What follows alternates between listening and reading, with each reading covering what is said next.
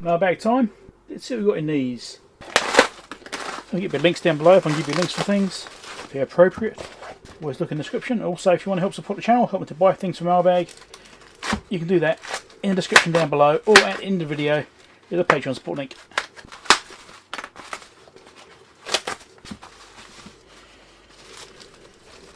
Right, it is a battery. It's a NiCad AA battery. So it claims 1000 milliamp hours. Doubt it. 8.4 volt. It's probably more like 600. Don't believe 1000. Don't think that's true. Might only be 100. I don't know. I should probably test this actually. First thing we can do though, we can just do an initial battery voltage check. This is for a project I've got to work on. I showed the Dartman, the S4, which Ian Johnston sent me, and that needs your battery pack going in it. Let's just have a quick look. 8.6 volts. Okay, yeah, that sounds healthy. Excellent. I need that battery pack for that project. I can't do anything else until I get that in it. Also, don't forget to click like and subscribe if you like my videos. If you've not been here before, click subscribe, definitely.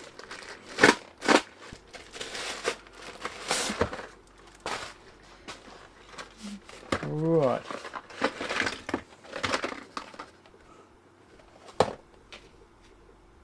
What the hell? Oh, right, okay.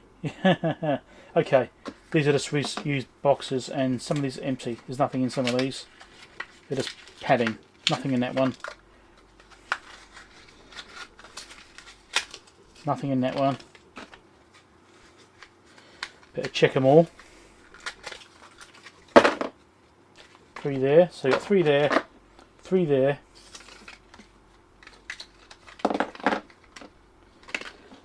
3 there. So we've got 9.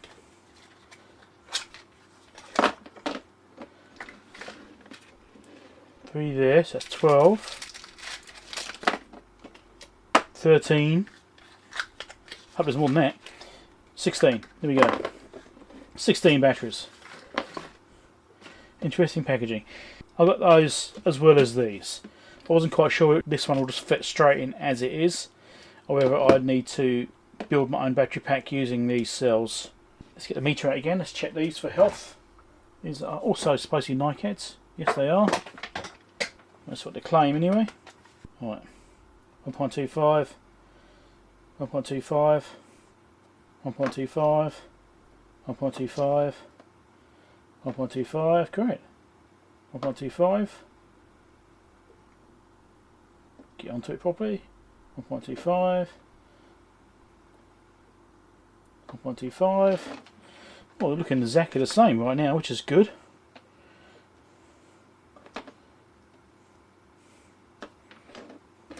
I'll just check them all. Gone so far with it.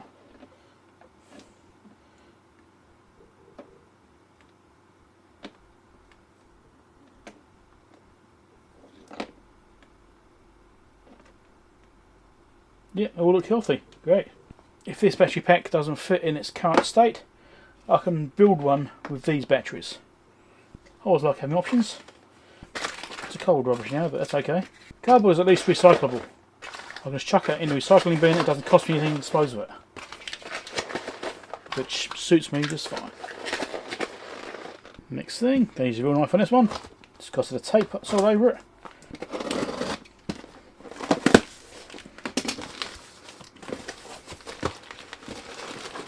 They do like using tape, don't they? It's completely covered in it.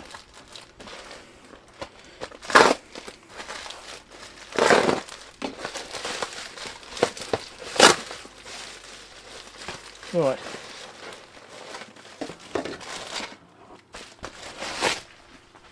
This, as you can see, is a tilting barrel for Keithley.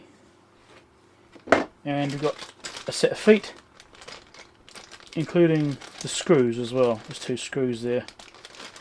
There you go, there's 2. 2 screws which do the sides. You've got the other 2 feet there as well. Excellent. So these are for my Keithley 2002, which is currently still broken. I haven't actually spent much time on that one, trying to fix it yet. I picked it up a couple of weeks ago, I suppose, and I've still got to actually spend the time digging into that. I've done a little bit of work on it, Haven't got very far with it yet. Done some basic maintenance stuff like fully recapped it and things like that, but it's still dead. Yeah, you'll see in the video when you see the video come out. Yeah, I don't spoil it either, so watch the video when it comes out. I'm still working on that project, but it didn't have feet. I bought some. It wasn't particularly cheap. Doesn't matter. Got them now. Brilliant. So now I've got a complete unit. It hasn't got the feet missing off it. I was tempted to 3D print some, but I thought, nah, let's buy the right one. I think this came from DigiKey. It's been happening a lot this year.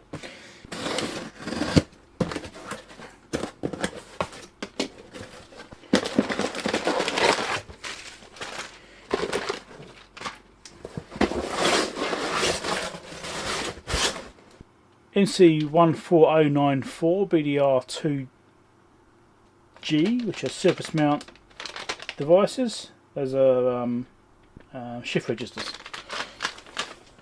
LM339 DR2G comparators. SOICs again.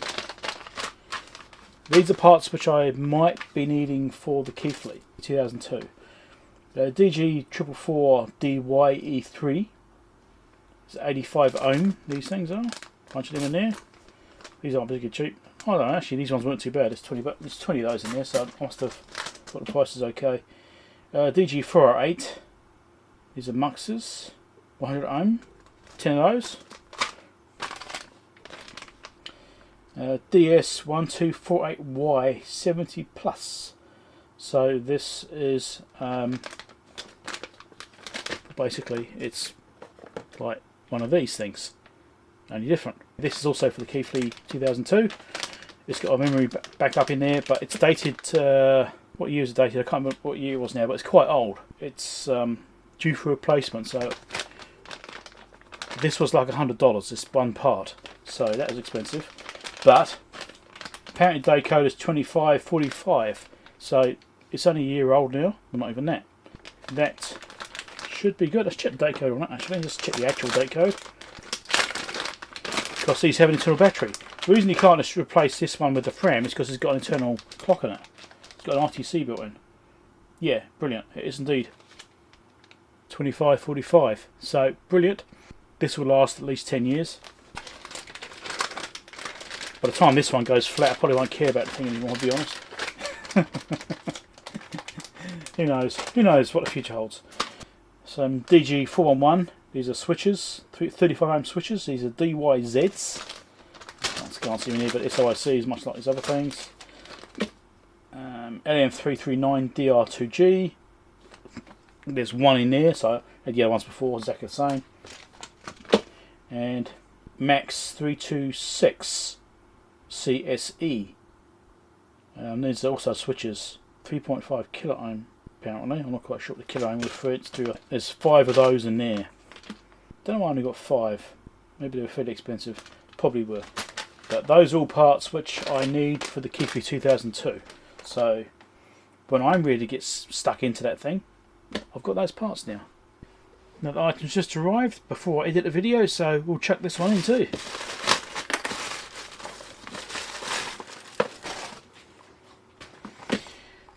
So Vincion, I don't know how you pronounce that. USB RS232 serial converter. Now I actually need this, or something very much like this, for my Diamond S4, because that's got a serial connection on it. It's like a DB25 connection. Obviously it's DB9, but I do have adapters I think somewhere. You have to go and buy some, I'm not quite sure, but in order to get data off that Diamond, I need to have a serial connection onto it, and right now I don't have that. So I'm quite keen to set something up for that, because right now it's right having the Diamond programmer, EEPROM programmer, you know, it's a chip programmer. It's from the early 90s, so it's quite dated. You would have probably seen a Mailbag video or something, or another repair video I've done, something like that. Because it's an old style DB25 connection, I've got to figure out how to actually interface to that thing and connect to it so I can actually use the thing on a computer. I don't matter if it's, you know, a command line interface, and that doesn't matter, but I need to actually get the thing working so I can transfer data between it and a computer, because without that it's not so useful. It's okay if you're trying to copy chips or make backups, things like that, that's probably right, but otherwise not so much. Anyway, that's what this is going to be used for potentially. I have to adapt from 9 to 25, but that's certainly doable. I've got other options in mind too which might also work, but we'll go with this first. So that's basically a bunch of stuff for future videos. Obviously you've got the Keithley repair video, you've got the Dartman S4 repair finalisation video. We're looking at that. I showed that in Mailbag before when I got it, so I don't know which one I'll be using for that. So this is all for future projects and future videos. So $100 for a single chip. It's not really even that much to it. It's just a RTC inside a bloody memory module. Anyway, at least it's new stock. You never quite know what you're going to get. Other videos to watch down below there. Don't forget to subscribe if you're not subscribed. Click like if you like the video, all down there. Or you can also do it at the end of the video here with links here. You can subscribe there. Patreon support link over there. I've got loads more Mailbag videos. I'll do one a week.